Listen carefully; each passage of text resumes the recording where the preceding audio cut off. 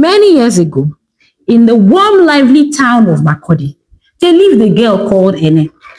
Before marriage, before pregnancy, before life started showing her that the human body had seasons, Ene was a masterpiece. A girl whose waist could silence arguments. The girl was sculpted. Her waist, very disrespectful. It curved like someone measured it with mathematical accuracy. Her tummy, flat. You would think it was ironed by God himself. People used to joke that if she stood in front of a wall, you could slide a piece of paper straight from her bra line to her waist without anything stopping it. That's how flat her stomach was. In weddings, when other bridesmaids were adjusting their corsets and sucking in their belly, Ene would just stand, naturally flat, naturally snatched, naturally glowing. And she was not even stressing, no dieting, no gym, no suffering. Her body was simply in a partnership with grace. Anywhere Ene passed, people turned. Women admired her. Men whispered. Even tailors used to smile when she walked into their shop because they knew their clothes would fit her like a mannequin. Her friends used to say, Ene, God punished us by giving you this figure eight. She would just laugh and say, abeg shift jaw, my body is nothing special. But deep inside, she enjoyed it. Not out of pride, but because it gave her confidence. It made her feel powerful, feminine, unstoppable. When she walked, her steps had rhythm. When she danced, her waist obeyed sound. When she dressed, clothes respected her. And the funniest part, she hated stress. Gym? For what? Running? To where? Sit-ups? My dear, my spirit reject pain. She was one of those girls who ate shawarma by 10 p.m. and woke up looking like nothing happened. That was Ene. That was the girl who once lived inside the body she didn't know she would later fight for. Ene met her husband Femi on a Saturday afternoon at a friend's wedding party. She wasn't even trying to look sexy. Just simple Ankara gown, small lip gloss, and natural hair. But Femi kept staring like he had discovered good. He wasn't the loud type. Tall, dark, very calm with the kind of smile that looked like it had sense. By the end of the evening, he walked up to her. Hi, my name is Femi. I have one question. She raised a brow. Which waist trainer do you use? And they burst into laughter so loud that people turned. That was how the conversation started. By the second date, he told her, you look like you were carved on a peaceful day. I didn't fall for him because of his compliments. She fell because he was humble, kind, and caring in a way that made her feel truly understood. He liked her, not her body that mattered to her. Within a year, they were married. Everybody said they were a perfect match. And honestly, they were. When Ene got pregnant with their first child, she was over the moon. She imagined herself as the cute, pregnant woman with a perfect glow and zero stress. No stretch marks for me, she used to say, patting her stomach. At first, pregnancy treated her kindly. The tummy was small, round, adorable. People used to greet her. Aww, Ene, your pregnancy is so neat. See how cute your bump is. You snap back in 2 minutes. She carried those comments like badge of honor. She believed it. She trusted her body. She didn't think childbirth could do anything to her that she couldn't reverse in 2 weeks. But pregnancy is not a respecter of waistline. By the 8th month, Ene's tummy grew bigger than she expected. Her waist disappeared a little. Her hips became heavier. Her thighs became rounder. Her walk changed. Still beautiful, yes, but different. Femi loved it. He used to kiss her stomach and say, thank you for carrying our baby. But Ene felt like she was losing something she didn't even know she valued that deeply. Her former body. She didn't complain loudly. She didn't cry. She just stored the fear quietly inside her heart. Then came the delivery day. It was smooth, no complications. She had a healthy baby girl. There was joy everywhere. But 3 days after returning home, Ene stood in front of the bathroom mirror. She lifted her blouse, dropped her wrapper, looked at her stomach. And what she saw was not the Ene she remembered. Her stomach was soft, loose, not flat, not smooth, not Ene.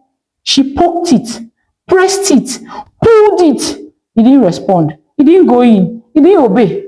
He just moved like small fufu. She stared. Her heart broke a little. The girl who used to flaunt her tummy like trophy was now facing a stomach that didn't feel like hers. She whispered, "Is this me?" Femi walked in, smiling. "Babe, come and eat your food though." But he saw her face, saw the mirror, saw her stomach. He went close and hugged her from behind. "You just gave me a whole child. This body's magic." But Ene shook her head silently. To her, it didn't feel like magic. It felt like loss. Visitors began coming. Everyone admired the baby. But some, intentionally or not, dropped comments that sank deep into Ene's chest. "Oh, Ene, don't worry. You will soon snap back. Don't worry. Your stomach will flatten in no time, eh? Hey, you are not slim like before again, no. So don't worry. Your body will return after breastfeeding." Some women say, "I know people that start gym immediately after delivery, oh, so you can even start." These comments were harmless, but to a woman who already felt insecure, they sounded like, "Your body is not okay now." And she believed it. As weeks passed, Ene became more conscious of her stomach. When she sat down, she pulled her blouse down. When she stood, she sucked in her tummy. When she bathed, she avoided looking at the mirror for too long. It wasn't dramatic at first. It was silent, just small insecurity here and there. Some comparison there, small sadness in her eyes when her old photos popped up. But little by little, something inside her started shifting. She wanted her old body back. Not small want though, strong want, desperate want. She didn't tell anybody, not at first, not even Femi. She just kept pretending, smiling outside, struggling inside. One morning after breastfeeding, she tried to do sit-ups, just 10 sit-ups. She lay on the carpet, folded her legs, tried to come up. On the third one, she stopped. God forbid, who sent me? She laughed at herself and moved on. But the seed had been planted. That tiny voice that said, "Try again, you can get it back. You used to look better than this." Day by day, that voice got louder. By the time her daughter became 4 months old, Ene had started skipping dinner, tying wrapper tightly around her waist, following fitness programs on Instagram, TikTok, and even Facebook, using small waist trainer just to help things, drinking lemon water till she almost turned to citrus fruit, avoiding certain outfits, comparing her new pictures to old ones. Nobody noticed yet, not even Femi. To him, she was just adjusting to motherhood. But inside Ene, a quiet storm had begun to form. Motherhood changes a woman. Everyone knew that. Everyone said it. But nobody warned Ene that the mirror could become her enemy. By the time her baby girl turned 6 months, Ene had stopped taking casual glances at her reflection. Now, she stared, long, calculated, judgmental stares. She pinched her stomach. She sucked it in. She pushed it up. She dragged it sideways. She would look at herself from the front, then the side, then the back. Every morning became a small funeral for the body she used to have. The soft little pouch refused to leave. It stayed. It existed. And whether it was small or reasonable or normal, it didn't matter. To Ene, it was betrayal. One harmless afternoon, while rocking her baby to sleep, she opened Instagram. Mistake. Her explore page was filled with gym girls, hourglass bodies, mommy snackback influencers, people advertising waist trainers, mommies with flat stomach 2 weeks after delivery, body transformation that looked like magic. She clicked on one video, then another, then another. Before she knew it, she had entered the dark hole of fitness content. One influencer said, "Ladies, if your tummy is not flat after 6 months, you are not working hard." Another said, "No excuses, even new ones must sacrifice." Another said, "Normalize suffering for your dream body." Ene swallowed hard. She believed them. She closed the app and whispered, 6 months came. Hey, I'm on month 6 already. Oh. Do I still have time to correct this error? Error. That was what she called her stomach. The next morning, Ene wore leggings and a crop top, the kind she used to wear confidently. She faced the mirror. Her stomach showed. Not big, not heavy, just soft. Her heart ached. She didn't even stretch. She just dropped to the floor like someone possessed. Today I must start, she said. She began sit-ups. By the sixth one, her baby started crying. By the eighth one, she was panting. By the 10th one, sweat entered her eyes. She hissed and said, "Hey, who even invented exercise? This thing is wickedness." She tried again and again. Later that day, Femi asked, "What happened? Why are you walking like robots?" She smiled small. "Nothing, my dear. Just a little workout I did." Femi kissed her forehead, unaware that this small workout she was talking was about to become a full-blown war. Food used to be Ene's love language. She ate joyfully. No guilt, no punishment. But insecurity is a thief. It steals pleasure. Ene began saying things like, "No rice after 6 p.m. Oh, no bread again, no swallow, no stew, no oil, no anything." If anyone asked what she would eat, she said, "I would eat cucumber and water." Even the baby's food started looking too heavy for her. She cooked for Femi, but started eating tiny portions. Sometimes she didn't eat at all. When Femi noticed she was pushing food around her plate, he said, "Babe, eat well, please. I don't like this your new habit." She responded with a joke. "Do you want me to become football field? Look at my stomach." But the truth was painful. She was starving herself. And she knew it, but she didn't care. One evening, Annie was watching TV when a woman came on screen advertising a Super Snatcher 3000 waist trainer. The woman tied it and her waist became like broomstick. Annie's heart started beating fast. She whispered, "Hey, this is it! This is the one." She ordered it immediately. When it arrived, she screamed, "Femi! They delivered my miracle." Femi looked at the tiny waist trainer and frowned. "Miracle, okay. This thing looks like bondage, Joe." Anna ignored him. She tied it. He squeezed her so tight she felt her future shifting. But she smiled. Perfect! From that day, she wore the waist trainer everywhere. When she was cooking, when she was bathing, when she was breastfeeding, when she was watching TV, when she was praying, even when she was sleeping sometimes. The thing was so tight that sometimes she spoke with small voice like someone trapped in tight jeans. But she believed in it. She trusted it more than she trusted her own body. There were days Ene looked genuinely hilarious, moving like mannequin, breathing like faulty fan. One time, the waist trainer was so tight that she couldn't bend to pick her baby. Another day, she sneezed and thought her ribs would break. Another time, she tried to eat eba while wearing it. The eba entered her throat and refused to go down because her stomach had no space. She coughed so hard that Efemi had to hit her back. He warned, "Ene, this thing is dangerous." She hissed, "Leave me, Joe. Frost stomach no be beans now." But at night, she would remove it and massage her ribs, tears in her eyes. There was starvation, pain, but it only brought frustration. Ene became short-tempered. Small things she got irritated. Small noise she got angry. Small comment she would be crying. One day, Femi jokingly said, "Babe, you're becoming too skinny, oh." She stormed into the bathroom and locked the door. He knocked and asked, "What did I say now? What did I say wrong?"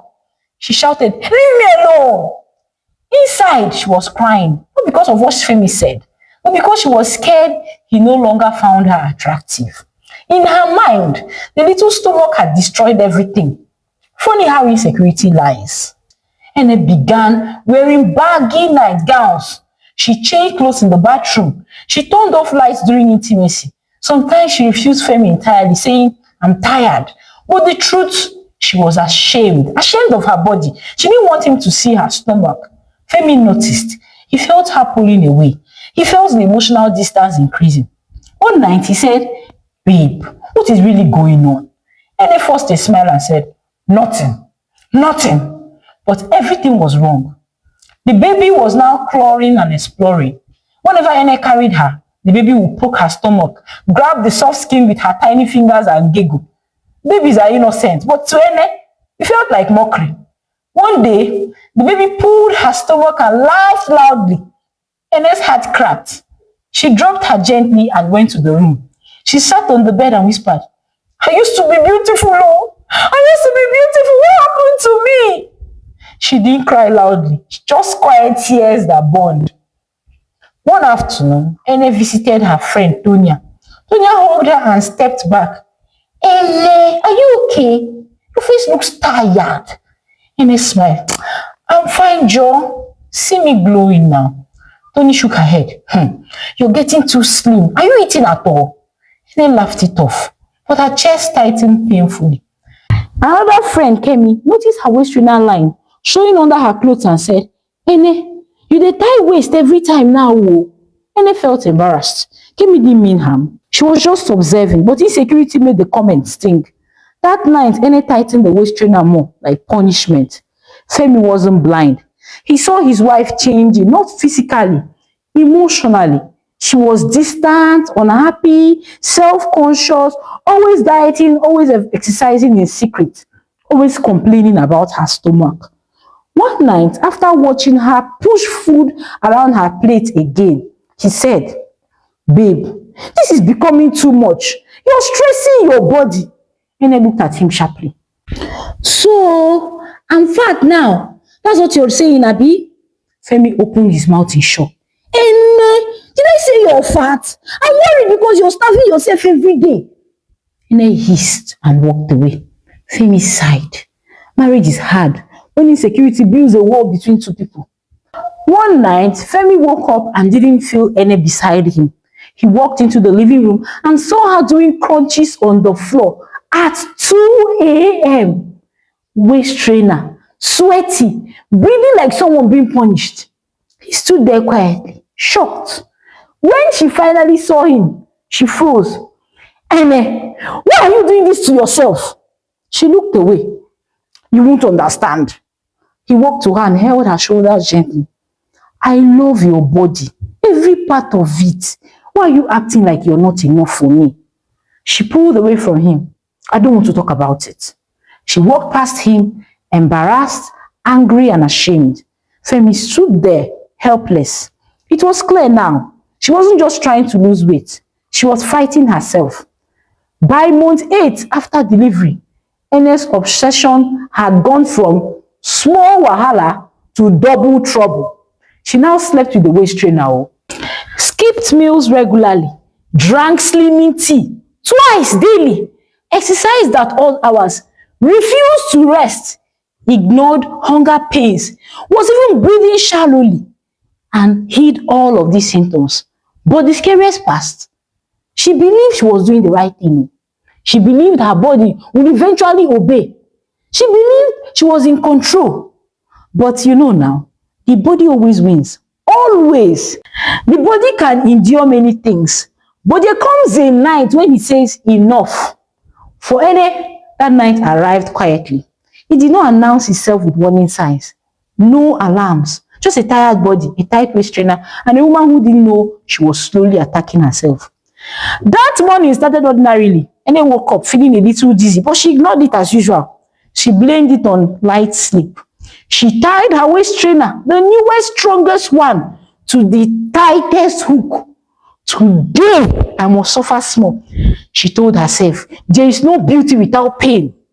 She drank lemon water, skipped breakfast, did 50 crunches, 20 squats, walked around the house for 1 hour, all with the waist trainer squeezing her ribs. By afternoon, her breathing was shallow. Her chest felt tight. Her back ached. She sat down but couldn't get comfortable. Her organs had no space. Still, she said, no pain, no gain. Evening came. She skipped dinner again. Femi tried talking to her. Babe, eat, please now. I'm not hungry. But you haven't eaten anything today. I said I'm not hungry now. He went silent. It wasn't the hunger that scared him. It was the tone. Ene was becoming someone else. By 10:45 p.m., the house was quiet. Baby was sleeping. Femi was lying in bed, scrolling on his phone. Ene was in front of the mirror again. She lifted her top and frowned at her stomach. Soft. Small. Normal. But to her, disaster. She dragged the waist trainer tighter. one hook above the last. Femi looked up. Ene, please don't tighten it again, it's too much. She hissed. Leave me alone, abeg. If I don't do this thing now, it won't flatten. She pulled it so hard that her breath caught halfway. Her ribs felt like metal rods. Her waist felt locked. She climbed into the bed and lay stiffly on her back. Femi whispered, "You won't be able to breathe like that though." She ignored him. She turned to the wall and muttered, "By morning, I'll be flat." Her last coherent thought before sleep was, "I must win this battle."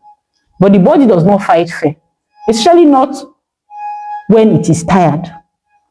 Exactly 2:17 a.m., Ene woke up with a strange feeling. Not panic, not pain, just heaviness. A heavy chest, a heavy stomach, heavy arms, heavy breath. She tried to turn on her side. Nothing moved. Her body felt like stone. She tried again. The waist trainer didn't allow her ribs to expand. She whispered faintly, "Jesus." She attempted to sit up.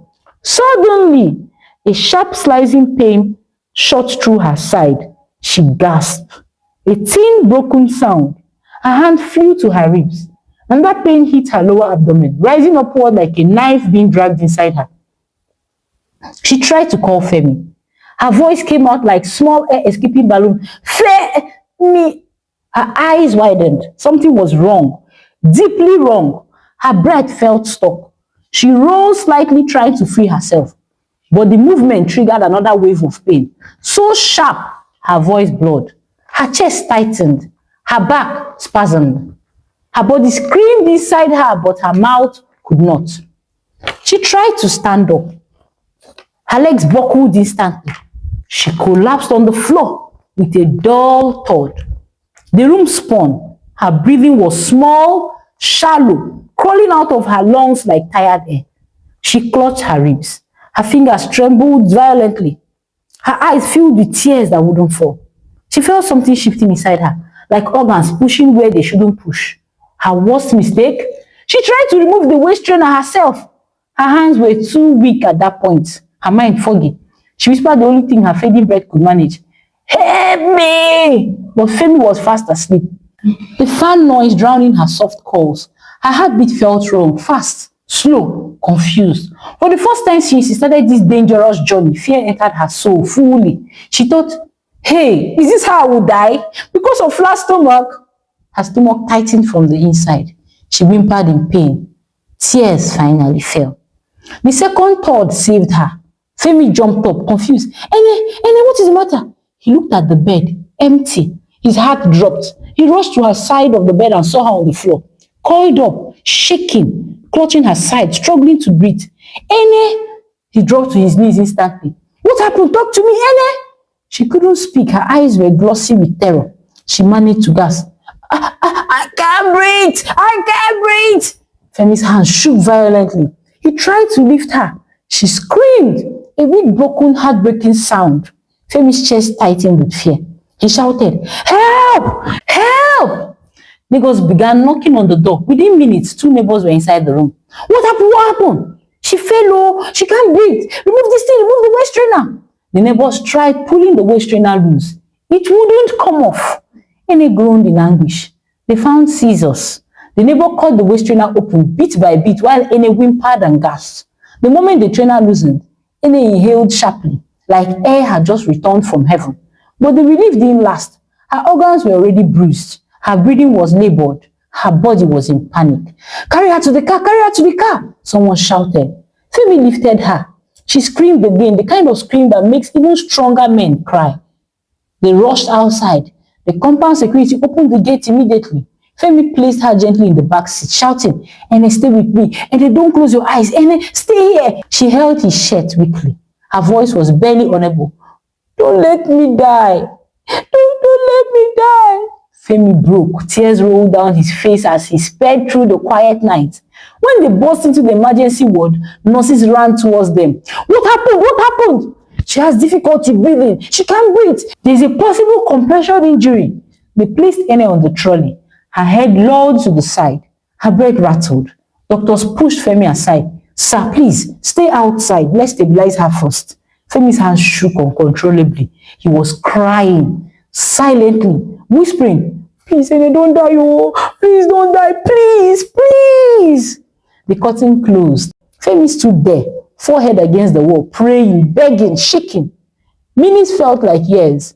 Finally, the curtain opened. The doctor stepped out, removing his gloves. Femi rushed to him. "How is she? Is she alive? Please talk to me, doctor." The doctor sighed heavily, the kind of sigh that carries both relief and warning. "She's stable, but she's very lucky." Femi almost collapsed. The doctor continued. "Your wife's waist trainer compressed her ribs and internal organs. Her stomach shifted upward. She couldn't breathe properly. Her blood pressure was dangerously low. If she had slept like that for 1 more hour, she could have gone into cardiac arrest." Femi covered his face and sobbed. The doctor touched his shoulder. "Her body is exhausted and looks like she has been starving, squeezing it, overworking it. If she continues like this, she may not survive next time." Femi nodded, tears streaming. I told her, but she won't listen." The doctor added softly, "See, she needs emotional support, not just physical recovery. She's struggling in ways you may not even understand." They allowed Femi into the room later. Ene lay on the bed, pale, drained with oxygen tubes. Her eyes were half open. He sat beside her and held her hand. She whispered, "I thought I was fine." Femi's voice cracked. "Ene, you almost died. You almost died in my arms. Is it flat stomach we will bury?" Tears spilled down her cheeks. She covered her face with her free hand and cried like a wounded child. Deep, heartbreaking sob. I'm sorry. I just wanted to look like before." Femi shook his head. "Before, you were my wife. Now you are the mother of my child. I love all versions of you. Why didn't you love yourself enough to stop?" She cried even harder. "I hate my stomach." Femi gently pulled her hand away from her face and pressed her palm to her stomach. "This stomach carried our child. It's not the enemy." Ene sobbed quietly. In that moment, something inside her broke. Not her ribs, not her organs, but the lie she had been telling herself that she was no longer beautiful. She wasn't enough. That her worth was tied to how flat her stomach was. She realized she almost lost her life chasing an illusion. Ene stayed in the hospital overnight. Morning came quietly. No panic, no drama. Just sunlight slipping gently through the hospital blinds, touching Ene's face like a soft apology for the night before. She blinked awake, slowly, her hand instinctively going to her stomach. For months, she touched that stomach with hatred. She poked it, insulted it, fought it. But this morning, she touched it with fear. Not fear of ugliness or judgment, but fear of what almost happened, what she almost lost. The body under her palm felt warm, alive, fragile, and for the first time in a very long time, Ellen realized her body had been begging her for mercy, not perfection. She whispered again quietly, "Thank you." She didn't know she was crying until a tear dropped on her gown. The door opened softly. Femi walked in with a small tray of food, yam and egg sauce from the hospital canteen. His eyes were swollen. He hadn't slept. He had been pacing corridors, watching every movement of doctors, fear still sitting on his chest like stone. When he saw her awake, he froze. "You're up already." His voice cracked. Then he nodded slowly. He came closer, placed the food down and sat beside her bed. He held her hand like someone holding onto oxygen. Then he whispered, "You scared me." It wasn't accusation, it wasn't anger. It was raw pain. Ene swallowed. "I'm sorry, Joe." Femi shook his head. "Don't say sorry for almost dying. Please, don't ever put us through that again." She looked at his face, tired, red-eyed, worried, and guilt sliced through her chest. Not the toxic guilt of my stomach is not good enough, but the real kind. "I hurt the person who lost me." She reached for his hand with her weak fingers. "I didn't know. I didn't realize I was hurting myself this much." He squeezed her hand gently. "I've been telling you for months. Babe, you didn't listen. I don't need a flat stomach. I need you alive." More tears fell. She whispered, "I thought you wouldn't find me attractive anymore." Femi looked pained. "What? And how could you think that? You just had a child, for Christ's sake. A whole human being. Your body has every right to change." But insecurity is louder than logic. And Ene finally understood that she had let that insecurity control her. Later that morning, the doctor returned. He checked her vitals and smiled faintly. "You're improving, oh. You can go home later today, but you must rest." Ene nodded like an obedient student. The doctor continued, "Madam, you need to understand something. Oh. The body you had at 23 cannot be the exact same body after childbirth. That's not failure. It's normal biology." He paused, then added, "You're beautiful. But beauty doesn't matter to a dead woman." The words hit her hard. The doctor continued, "Eat well. Move your body gently. Eh? No extreme dieting. No waist trainers for now. And please stop comparing yourself to the things you see on Instagram." She nodded again, this time with real understanding. Sometimes healing begins with the truth. And the truth that day was simple. She almost died. And her stomach still wasn't flat. So what was she really fighting? When they arrived home, Ene expected everything to look the same, but life felt different now. Her daughter crawled toward her screaming, "Mommy, mommy," in her baby voice. Ene knelt carefully, tried to hide her stomach from her own child. Her daughter touched her stomach as usual, but this time, Ene smiled. She kissed her daughter's forehead and whispered, "This place kept you safe for 9 months." Something inside her began to soften. The first thing she did after resting was walk to her wardrobe. She opened the drawer where she hid the extreme waist trainer, the backup waist trainer, the cheap waist trainer, the lemon fat burn capsule, the slimming tea, the tape measure, the miracle cream that smelled like burnt rubber. She sat on the floor and took them out one by one. Her heart tightened when she held the strongest waist trainer, the one that nearly killed her. She dragged her fingers across the fabric, remembering the pain, the fear, the sound of Femi's voice panicking that night. She whispered, "You will never control me again." And she folded it, placed it in a bag, took everything out, every toxic weapon she had used against herself. When Femi returned from buying groceries, he saw her sitting on the floor surrounded by all the items like a ritual gone wrong. He paused. "You're throwing them away?" She nodded. "All of it, oh, I'm done." He knelt beside her and pulled her into his arms. "I'm so proud of you." Ene rested her head on his chest and let the tears fall again, not from pain, but release. Healing wasn't a straight line. There were days she still pinched her stomach subconsciously. Days she still felt the urge to tie something small around her waist. Days she still stared too long at her reflection.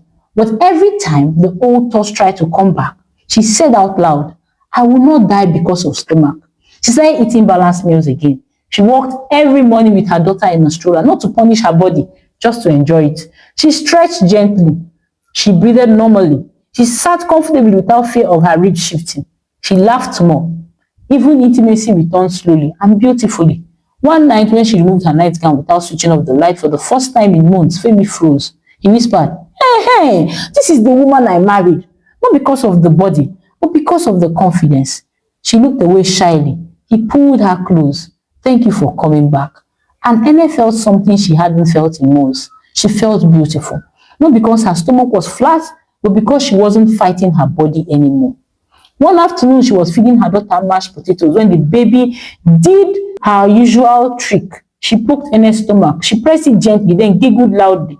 Before that giggle used to sting Ene like insult. This time, Ene laughed out loud, freely, no shame. She lifted her daughter up and said, "This is the stomach that carried you. It's not ugly. It's your first home." Her voice trembled, but it was firm. Healing had finally entered the deepest place, her self-worth. One evening, Ene stood alone in the bedroom. Baby was sleeping. Femi was in the living room watching football. It was just her and the mirror. For months, the mirror was a battlefield, a place of tears, anger, insult, and punishment. Tonight, she stood in front of it calmly. She lifted her top gently. The light hit her skin warmly. Her stomach looked soft, natural, beautiful in its own way. She placed her hand on it. No sucking it, no pinching it, no adjusting. She whispered, "I forgive you." Then she corrected herself. "No, I forgive myself." She smiled, the real one, the kind she used to smile years before pregnancy. She picked her nightgown, wore it loosely, and turned off the light. She was done being at war with her body. She was choosing life, choosing herself. The end. Sometimes we forget that the body we abuse, insulting, is the same body carrying us through life. We forget that the stomachs we are squeezing is the same stomach that protected children. We forget that the arms we call too big are the same arms holding the people we love. Ene didn't hate her body because it was wrong. She hated it because she didn't recognize it anymore. And that happens to many of us. We fight so hard to return to who we used to be that we forget to honor who we've become. But here's the truth. She learned the hard way. Your body may change, your shape may soften, your waist may widen, but your worth doesn't shrink with it. Her healing didn't start the day the doctor spoke. It started the day she threw away the waist trainer. It started the moment she looked at her stomach and said, thank you. Because sometimes healing begins not when the mirror changes, but when our hearts do. So if you're listening to this and you've been fighting your body, punishing it, insulting it, forgetting all the ways it had carried you, maybe it's time to pause. Maybe it's time to breathe. Maybe it's time to say, I am still beautiful, even here, even now, because you are. Thank you so much for watching this story to the end. I hope you enjoyed it. If this story touched your heart, don't forget to like, comment, and share it with someone who needs a reminder today. See you in the next story. Bye.